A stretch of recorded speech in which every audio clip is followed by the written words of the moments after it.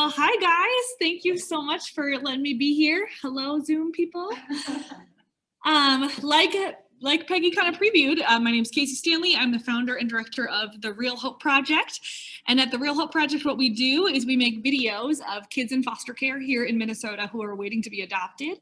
And then we bring those videos to churches every Sunday, different events like Rotary clubs, theater productions, conferences, anywhere we can go to get these kids in front of people until every kid in our state has a forever family. Peggy gave us a little preview of this, but this is my crew. Let's see, here we go. Yeah.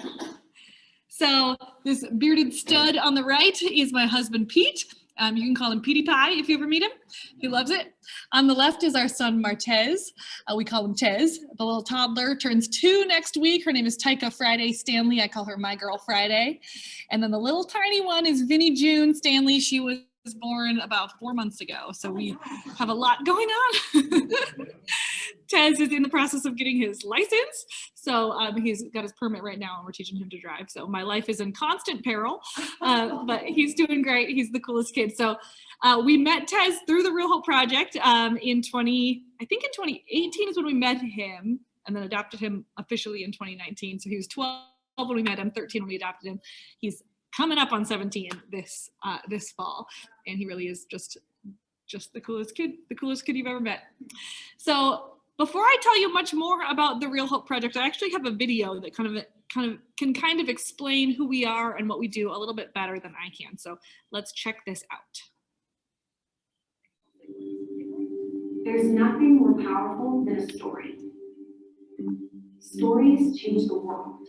In Minnesota, there are 1,000 kids who are waiting to be adopted. And there are 2 million families who need to hear their stories. These are kids who have been hurt, kids who have been neglected, kids who have seen the worst our world has to offer. They are tough. They are brave and resilient. They are survivors. Most importantly, they are kids. They are kids who need family, who need patience and consistency and love. They are kids who need hope, real hope. Since 2016, we have been on a mission to tell the stories of kids in Minnesota who are waiting to be adopted. We travel the state filming these kids, giving them a voice and a platform to tell their story. We work as a bridge between church and state, partnering with counties, adoption agencies, and faith communities around Minnesota to bring kids home. Counties and agencies entrust us with these kids' hearts and stories and work with us to coordinate a video for every child. We share these videos at churches, faith communities, and community events, inviting people to meet these kids, to talk and dream and pray about bringing this kid, this specific, real, quirky, brave, resilient kid into their home, into their family. And it's working. Families are finding kids, and kids are finding families. Families are being built thanks to the churches, businesses, and families across Minnesota that give to support this mission. Our goal is to make a video for every kid in Minnesota who is waiting to be adopted, sharing these stories until every child has a home and a family to call their own. And this is only possible because of people like you. Your support changes lives. Your gift builds families. Your partnership helps tell a new story in our state. Families are finding kids, and kids are finding families. Because there is nothing more powerful than a story. Stories change the world.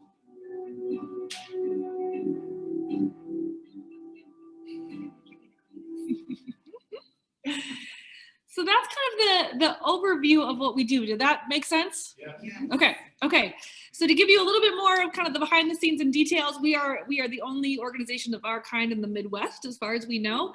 We travel the entire state, and we're eventually, after operating for I think 2 years, we were invited into sort of a weird contract with the Department of Human Services in the state of Minnesota. We're not a grantee, we're 100% privately funded, but we do have a contract with DHS, which essentially vets us to communicate to all 87 counties in Minnesota that we've been vetted, that we are safe, that they know that their kids can work with us. And so that has been a really great partnership, but it's been important to us to be totally privately funded. So we do all of our own fundraising when we travel to churches and events every week. And that has been like we feel like we sort of stumbled into a really sustainable fundraising model, which has been amazing. Our heart is really to have this resource be free to the counties and the agencies. And so that really removes a barrier for us when counties know they don't have to pay for this service. We're doing our fundraising on our own. The community is supporting this. It removes kind of a barrier of trust because a lot of times these social workers are just spread so thin and they have to protect so many kids. And so sometimes there's a wall that comes up, and when we're able to say, no, this is free, we want to do this for every kid on your caseload totally for free, it tends to kind of bring that wall down. So when you're adopting from foster care, we learned this walking through it a few years ago. When you're adopting from foster care, the first thing that you learn about any specific kid that you ask about is essentially all the things that you are not going to like about that kid. It's that kid's rap sheet, it's the trauma that they've been through and the ways that manifests, any behaviors that will be frustrating to handle. That's the first thing you hear, which would not have been how I'd want Peggy to introduce me to you guys today. I'm like, here's Kaycee, and here's some things you are not gonna love. A terrible way to meet someone. And yet that is important information for families to know. These kids have been through a lot, and there will be challenges that come with parenting these kids. But also the hope is that families would know that information, that they would have all the information that they need, but that the video would accompany that information to help remind families that this kid is not just a list of issues and not just a list of challenges and not just a number on a page, but this kid has a real laugh and a smile and like a goofy, weird little personality, and they deserve to have a family. Some of you might be aware that data around what happens when kids don't get adopted is pretty sobering. It's estimated that up to 80% of people in our prison systems in the United States have one thing in common. They were once in foster care or connected to the child welfare system. 80% of women who are sex trafficked in the United States have one thing in common. They were once in foster care. 20% of kids who age out of foster care without being adopted into a family become immediately homeless the day after they turn 18. And 2/3 of the girls who age out of foster care without being adopted will be pregnant by the time they're 21. And 2/3 of those babies will end up right back in foster care. So we're like, man, we can address so many issues if kids in our communities have whole and healthy families. I want you guys to get a chance to see what one of our reels looks like. This is one of our newest ones, and I just love it. This is a reel of a sibling group that we just filmed. Oh, I haven't even done it yet. I think so. Let me see. I'm plugged into this speaker system, so I don't know how to change it. They're really exciting. Yes. Type in 1886. Okay. Sorry, everybody. Oh, you're fine. And if there's a volume, there's a volume. Oh, yeah, there it is. Betsy, you know what you're doing around here. It's rare. Yeah. Okay, this is a reel of a sibling group we just did.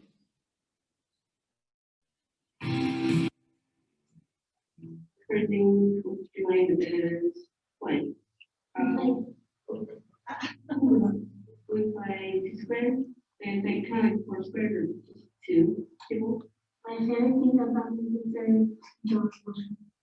I like drawing kind of I'll play down where it's like sad or there's nothing to do.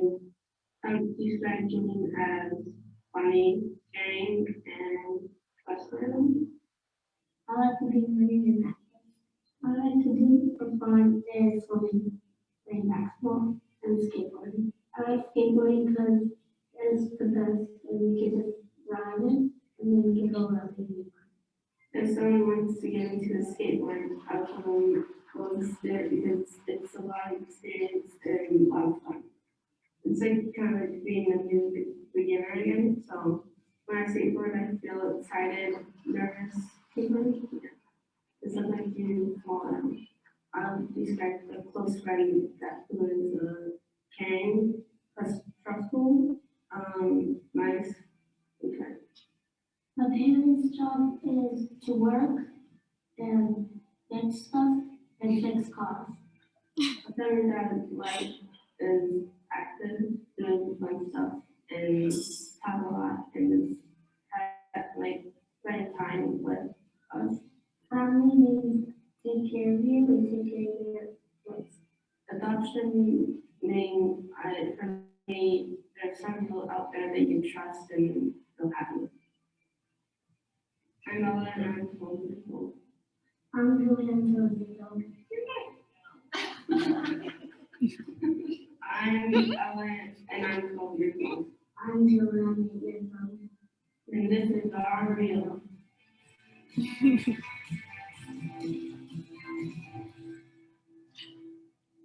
Aren't they the best? So cute. Have that outtake in there. Yes, anytime we can get bloopers, I keep them.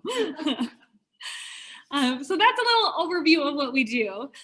We started back in 2016, and in that time we've made 257 reels for 306 kids now as of yesterday. There's more kids than reels because often, as you just saw, there will be a sibling group in a reel together. We've connected now 850 families at least to counties and adoption agencies to at least learn more about the adoption process and sometimes to pursue a specific child from a reel. And we've seen so far 146 kids get matched with their forever families. So we're seeing some really cool things happen. It's been very exciting. And in the last few years, we've gone from this as essentially a volunteer project that my husband and I were doing to now we have a small staff of 7 people, 5 full-time, 2 part-time, and just recently got the opportunity to expand into Wyoming. Actually, one of our staff people moved to Wyoming and is getting us started out there. So we've done reels for probably 10 kids out in Wyoming, and then we're working on Wisconsin as well, which is a slow process. Wisconsin is a real mess, you guys. Just kidding. But it just is very complicated. Every state has their own laws around foster care and adoption, so getting started somewhere new is a slow, painstaking process, but we're making it happen. Yeah. Kaycee, when a kid is matched, is Yeah. the county communicating that to you, so you know that was connected to one of your reels? Yes, ma'am. Yep. So we do quarterly outreach to every county to check in on any kids we've made reels for and say, any update with Ella, any update with Julian? And then we update our website accordingly so that there aren't kids on there. Because that's what's hard. There have been times when a family sees a kid on our website, falls in love with that kid, and then finds out that kid is already matched because we didn't get that information on time. And so sometimes that happens, and then we have to communicate to families, I'm so sorry, we just found out that kid is matched. So we really try to stay on top of it as much as we can. But also they're spread so thin, it can be tricky. Yeah. So I take it that, people looking to adopt, if they're just starting to think about it, like most people, they start Googling, learning. Did your website pop up on Google search for adoption so that they can get connected with you right away? It does. We're not number 1 on Google. I think if you look up Minnesota adoption and videos, then we're number 1. But not everybody knows to do that. But we do come up pretty quickly. Sometimes people hear our name, the Real Hope Project, spelled with 2 E's, and think we're like a fishing organization, like this kind of real. So we have to always, yes, exactly. Great questions. Any other questions? Well, I just love the dual meaning of this is our reel. Yeah. This is our real, I mean, this is our video, but this is our real, this is our truth. This Yes. is who we really are. Yes. Thank you. So how do you solicit donations? Yeah, so, well, I'm glad you asked. So typically when we speak at churches or events, our ask is always this. We say adopt, swim upstream, or give. So number 1, adopt. Go on our website, meet some kids, see if there's a kid that you connect with. We also set up a table in the lobby at any church we go to, and we've got iPads all over the lobby with kid reels that are looping on the iPads. And so then families can come and grab headphones and meet more kids before they leave, so we don't spend the whole day watching videos. So number 1, adopt. Number 2, swim upstream. So that means maybe you can't adopt, but maybe you can swim upstream to kind of stop the steady flow of kids ending up needing to be adopted. Maybe you can support a birth mom who's in crisis and whose kids are right on the edge of going into foster care. We have some amazing partner organizations that work with birth families in crisis to help keep them together so that fewer kids end up in the system in the first place. And so trying to kind of mobilize people to swim upstream for those who aren't in a place to adopt or just don't feel like that's that's necessarily what they're called to. And then we say, if you can't adopt and you can't swim upstream, then give to financially support Real Hope. Everything we do costs money. We travel around the entire state to make these reels, and we travel around the state to share them. And we can only do that because of the generosity of people like you and of clubs like this one. So making one reel on average, we say, we estimate costs about $600. And that's just to make the reel. That doesn't include staff costs like web hosting, social media boosting, like there's so much that kind of goes into it, travel costs, etc. But 600 to like make the reel. And in doing that and sharing every week this year, we are going to be speaking at about 120 events. So that's churches. We're doing tons of Rotary clubs this year. It's been really fun. We've gone to Optimist clubs and Lions clubs and anywhere we can go. And being able to do that and kind of give people those three asks of adopt, upstream, or give has been pretty sustainable. We have about 200 families around the state who give to us on a monthly basis, anywhere from $10 a month to $200 a month, whatever they're able to do. And then we have 8 church partners as well that give to us out of their missions giving. And then we churches here in Golden Valley that partner with you? You know, I don't think we have any like in Golden Valley proper. We've got some in like Minnetonka, one in Minnetonka, one in Plymouth, but not Golden Valley. Let me know if you have somebody in mind. Yeah, Peggy. How do you find the children or choose the children Yes. to make reels for? So our goal is to make a reel for every kid in Minnesota who's waiting. There's about 1,000 kids in Minnesota who are waiting to be adopted. So to give you a little, I'm going to pull up this page actually. If I step over here, I'm going to turn this so you can see me. Getting creative. So in Minnesota on an average day, there are about 10,000 kids in foster care. But the goal of foster care is reunification with biological families. So the hope when it goes into foster care is that mom and dad go to rehab, find stable housing, find stable employment, do whatever they need to do. Hopefully mom and dad do that, and then hopefully kids are able to go this way. For 1,000 of those 10,000 kids, mom and dad did not do that. Parental rights are terminated, and these kids are wards of the state until a family steps in to adopt them. So we only make reels for kids that are in this adoption bucket. Sometimes we have families who say, oh man, I would just love to adopt one of these kids, but I'd be so sad if they ended up going back home. These ones can't go. Parental rights are gone. And so we only focus on these 1,000. And then we do tons of outreach. We have a person on staff whose whole job is county outreach coordinator. And so she is always reaching out to the counties, doing county task force meetings. There is turnover and social worker turnover all the time. So we're always building relationships with these 87 counties and then rebuilding relationships with these 87 counties to help make sure that they know that we are here and available for their needs. So we've never had to say no to a kid. That's something I'm really proud of. We've always had the funding to be able to say yes to every kid who's been brought to us. What is the age range? It ends at 18, but yeah, most kids age out at 18. Some age out at 21, depending on like their developmental age. Sometimes they can get certain benefits a little bit longer. There are kids in this bucket from 0 to 18, but usually if you're under 5 or 6, most of those kids get natural families pretty easily. Kids under 5 don't really need a reel. Usually families see a picture, here's some information, and they're like, yes. But it's once kids hit 6, 7, 8, and then especially once they're older, that's when things get really difficult to get into the teenage years. The other thing that's important to know is that the average age that kids go into foster care is 8. So that doesn't mean that abuse or neglect aren't happening when they're younger, but it means nobody sees it until they're in school for a few years, and then it's teachers who begin to notice odd behaviors, bruising, odd statements kids are making. And even then, it still takes a few years to build up the case that things are bad enough that the kids need to be called. So the reels that we make, I would say 90% of them are for kids who are 10 and over, the kids who are under 10.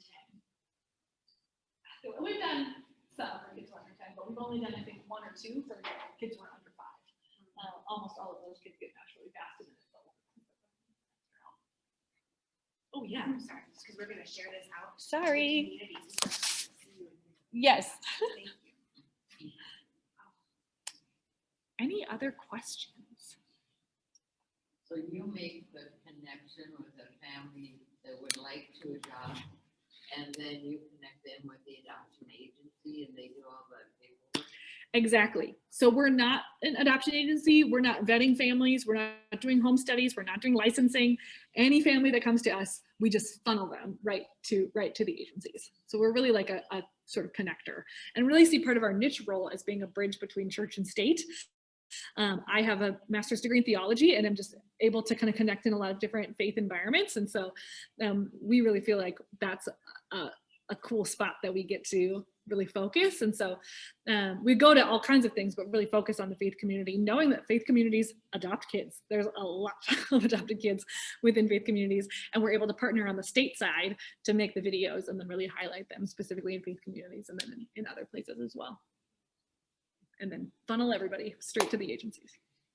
In an earlier slide, I think you said something about that the Real Hope Project is unique to the Midwest. Yeah. Are there other groups across the country that do something similar? Yes. So we were inspired. There's an organization called America's Kids Belong that was started in Colorado. They're actually not in Colorado anymore, as far as I know, but they were started in Colorado. We heard about them and we were like, that is awesome. And like kind of got the ball rolling here.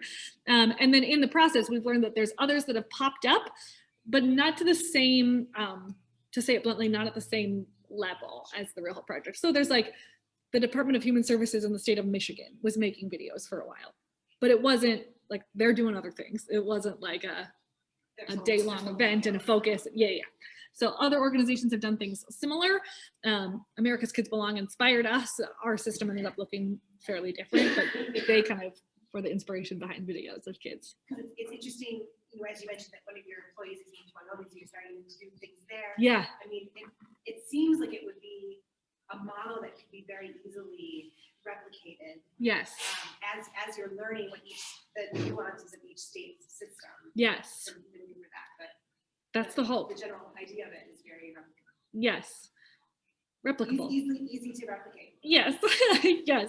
And that's the hope. We would love to expand more and really even build like regional leads. We don't think we even need a staff person in every state, but like a staff person per region. Like in Wyoming, there's like 15 people in the whole state of Wyoming. So there's just like not that many kids out there. So our Wyoming person is actually the Rocky Mountain regional lead and is working to kind of expand in other states slowly as we figure out each state's system. They really are. They're having a good time. Okay. Well, thank you so much for letting me be here. I would ask, I actually have a sheet of paper that I'll pass around before we go. Yes, I passed out some flyers, so all of our info is on there. And then if you have, my ask specifically for you guys would be if you have a connection somewhere that we can share. If you're connected to a church, if you're connected to a business, a conference, anywhere that we can come and highlight these kids, those are, that's just our sweet spot to get these kids in front of people as much as we can. So I'll pass this around. And if you have a connection, then we'll just reach out to you by email and see if we can make that happen. So Can you share a little bit about your upstream? You kind of referenced it. Yes. But what's the work that you do on the upstream side of things before they get to the point of being in the real bucket? Yes. Well, I can actually have a video pulled up that I could share that sort of is an upstream story. Do we have, what time are we done? Okay, I'll play this. So this will illustrate what we do. We're filming videos of families who are swimming upstream to keep kids out of the system. So this is the story of Michaela and her daughters. Michaela, my daughters are Adriana, Andrea, and Heaven, and this is our upstream story. You know, growing up, my parents, they were together. I would consider them a healthy relationship, but it's when they split up, and you know, I kind of took on the roles that my dad was doing when we were younger, and I felt like I could save people, and it just led me to some very bad relationships that weren't so healthy. 2018 is when I definitely hit my rock bottom. My mom had died 2 years before that. I was just in a really dark place. I was struggling with addiction. I was in a very abusive relationship. You know, being a single parent on top of that, I felt stressed all the time, and I isolated myself. I kept so many things to myself that I just, looking back now, thankfully the child care my kids were going to could see it, and you know, my daughter, even at the time, she was only 3 when this happened, but she, you know, said some alarming things as well, where looking back, she was my voice when I couldn't speak. And I remember getting the phone call, basically saying that my children needed going to care, and that's what brought me to Leah and Kyle. The first time we met Michaela was in a parking lot. It was very late at night. It was dark. Oh gosh, the first time meeting Leah, it was a very emotional time. We just can't imagine what it'd be like to be in Michaela's shoes and hand your kids over to somebody. Just really trying my hardest not to break down in front of them, because that was probably the lowest moment of my life, was giving my kids to complete strangers. I gave Michaela a big hug and said, we'll take very good care of your kids. I felt like, okay, my kids are going to a really good place. Leah would video record all these things for me and send them to me, and I just remember just wanting to talk to them all the time. I missed a lot of milestones. I remember those nights where all I could do was just cry and scream and, you know, just beg God for help. Like, help me get through this, because I didn't have a mom. And so a lot of the fighting I did on my own. It was a bumpy road to get to where we're at. So watching Michaela grow to get to the point that she's at now has been amazing.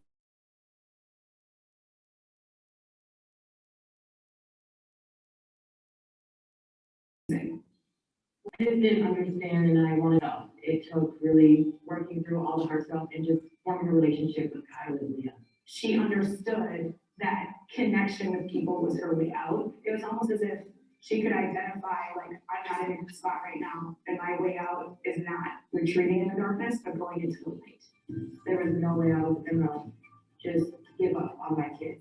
Knowing all that hard work I did, it brought my girls home. You know, they are with mom, and the 3 of them being together with mom is where they need to be. They got us through the hardest moments of our life, and they were there for my kids when I couldn't be. We all basically turned as one big happy family, you know, so I don't know, there's just I just can't thank them enough for just being there when I could. Isn't that beautiful?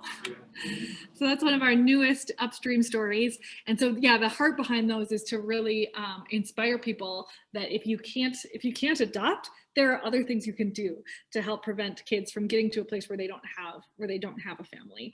And so just love that Leah and Kyle had a heart to help this mom reunify with her daughters and get back on her feet. That really is the heart behind foster care. That really is the goal behind it.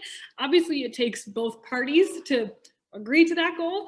But when it works well, that's exactly what it's supposed to look like. And now Aviana and Bella, they're never going to need a real because their family is still intact. So trying to kind of attack this from both ends until there are no kids left who are waiting for families.